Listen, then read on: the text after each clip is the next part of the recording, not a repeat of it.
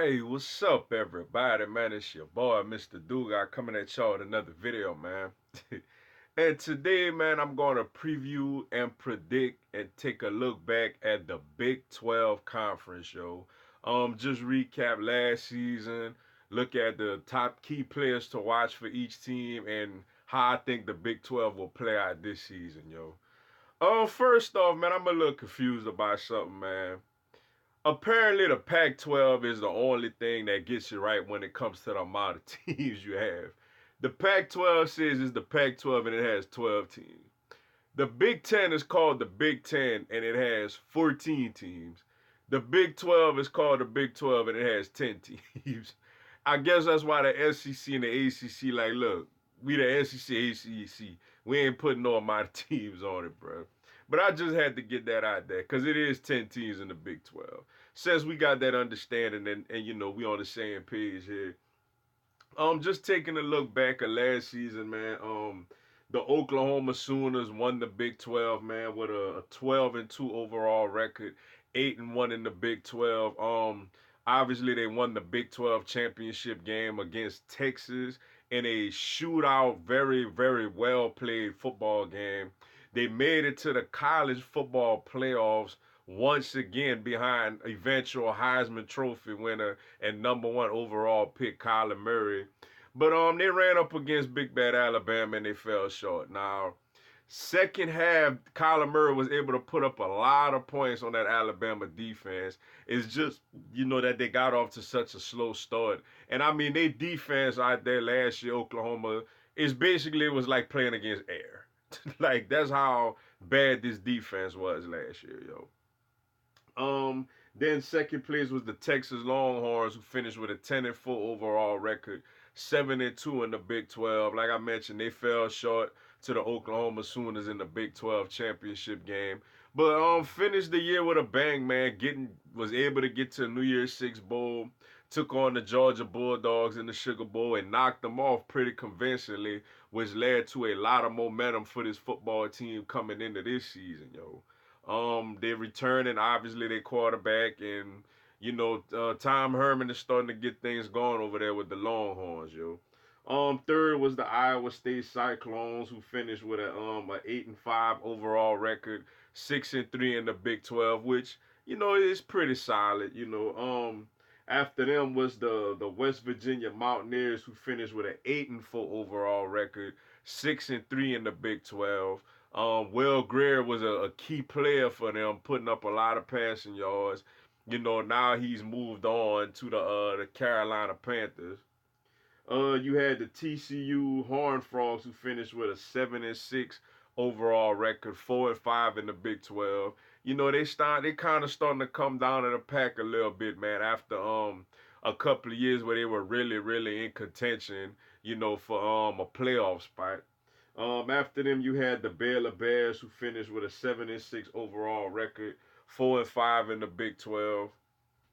You know, they trying to get back. They trying to right the ship, man. After just a very ugly situation with Art Browse, and then you know their new coach coming in from Temple. He's trying to get things going. Matt Rule trying to get things going, trying to rebuild that program after the likes of guys like RG3. You know, really putting up a lot of points and having, you know, a national brand. Then you had the Texas Tech Red Raiders, man, who finished with a 5-7 overall record, 3-6 in the Big 12. You know, also another team, you know, a long ways from the Pat Mahomes, Cliff Kingsbury days, but they're trying to right the ship again. The Kansas State Wildcats finished with a 5-7 overall record, 3-6 in the Big 12. You know, that ain't gonna cut it neither.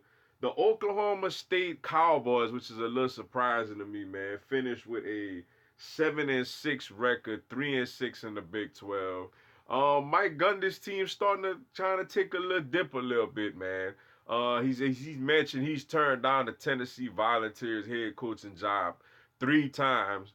It look like he gonna have to turn things around at OK State, or it's gonna look like he gonna regret that decision there. And you have the Kansas Wildcats, man, who finished with a 3-9 overall record, 1-8 in the Big 12. Obviously, man, this football program hasn't this school is basically known for basketball. Let's just put it like that. Um, Looking into this season, man, for the Oklahoma Sooners, man, they're a very interested team. Lincoln Riley is doing a marvelous job over there. Had this team in the college football playoff 2 years in a row with two different starting quarterbacks that both was drafted #1 overall. I mean, what more of a quarterback resume you need than that? So it's gonna be very interesting to see how quarterback Jalen Hurts, the Alabama transfer, who was just announced that he definitely is the starting quarterback for the Sooners, to see how he comes in, man. Obviously there's questions about his ability to throw the football. So, he's dangerous, one of the most dangerous quarterbacks in the country with his legs and his ability to run. But let's see how Lincoln Riley is going to polish him up as a passer. I think this is his biggest task yet. So I'm very curious to see how Jalen Hurts look over there with the Oklahoma Sooners, who obviously are coming back with a whole lot of talent again.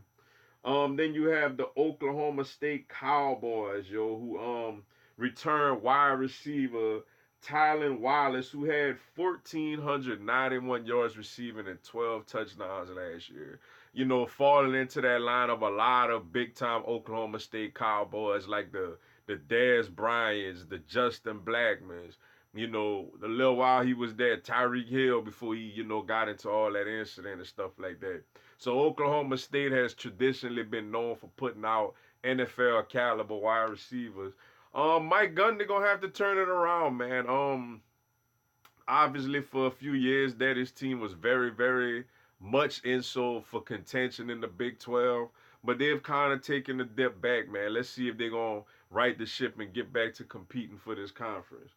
Then you have the Texas Longhorns, who obviously will Coach Tom Herman return Heisman Trophy candidate Sam Ehlinger, as well as wide receiver Colin Johnson, who's just a mammoth of a receiver.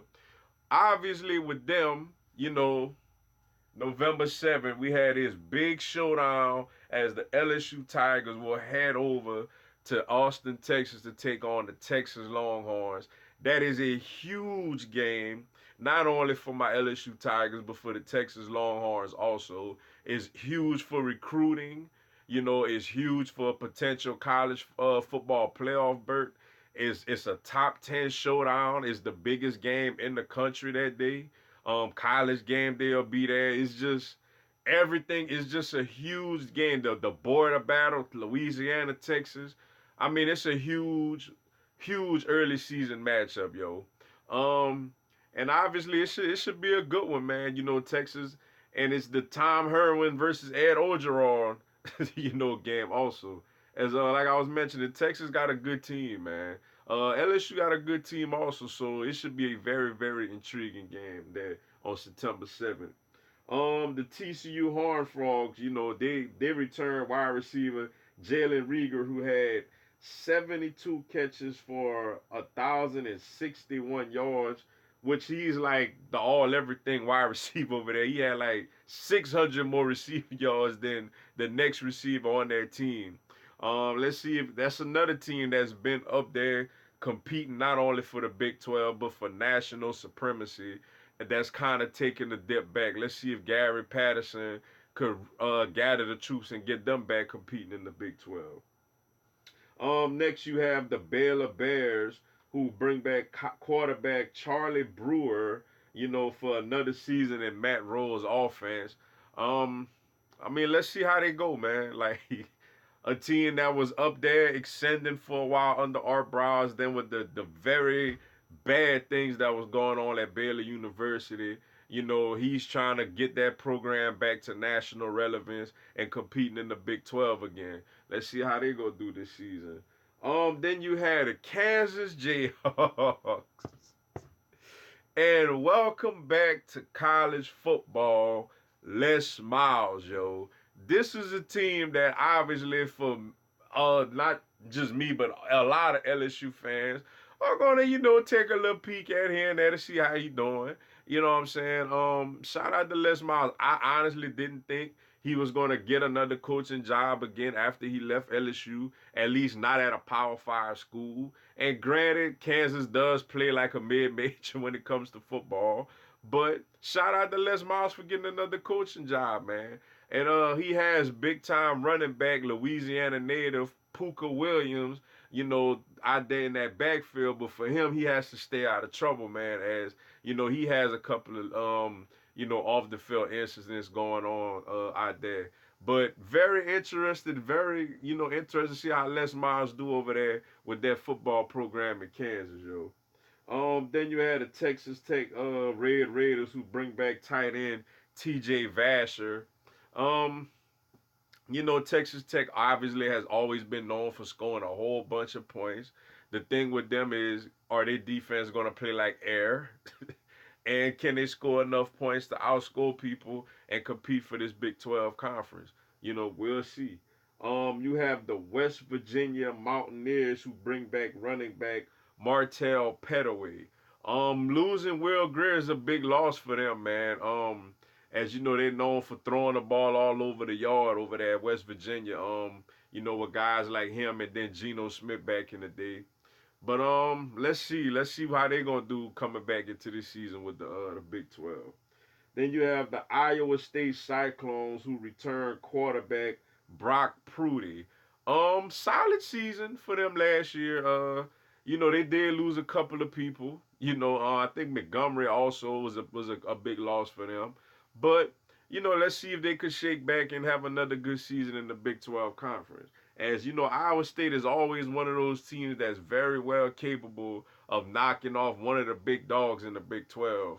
As I think, was it last year or the year before, I remember they had beat Oklahoma. And then last but not least, the Kansas State Wildcats who return wide receiver Dalton Schoen over let's see how they do. you know, another team that had a nice little run, but kind of falling on hard times lately, yo.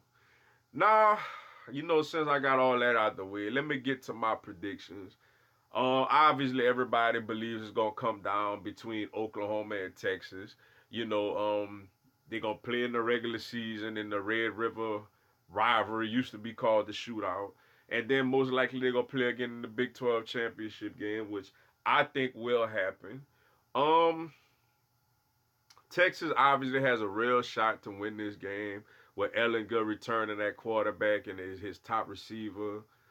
But with them, man, I just worry about them up front, man. I worry about them on the O line and the D line. And Oklahoma, that's a place that Oklahoma is thriving. Oklahoma has a really good offensive line and decent defensive line. They just struggle in covering the pass. But I think Lincoln Riley gonna get enough out of Jalen Hurts. And the thing about Jalen Hurts is he's participated in so many big games at Alabama. Started in national championships, SEC championships, you name it. I think a Big 12 championship game will not faze him. As in the Big 12, I have the Oklahoma Sooners beating the Texas Longhorns again to win the Big 12 championship, which means obviously I had the Texas Longhorns finishing second in the Big 12. I'm going to go with the Oklahoma State Cowboys to finish third, man. I think Mike Gundy kind of wakes the program up a little bit after having, after sleepwalking the last year or so. I think the TCU Horned Frogs will finish fourth as Gary Patterson will kind of get them back up a little bit. I like the Baylor Bears to finish fifth in the Big 12. I like the Fighting Les Miles and the Kansas Jayhawks to surprise a couple of people this year and finish sixth in the Big 12. I got the Texas Tech Red Raiders finishing seventh. I got the West Virginia Mountaineers finishing eighth. I got the Iowa State Cyclones finishing ninth. I just think the loss of Montgomery is too big. And I have the Kansas State Wildcats finishing last in the Big 12, man. I just think this program is rebuilding right now. But that's it. That's all I got for y'all today, man. Appreciate y'all checking out the video.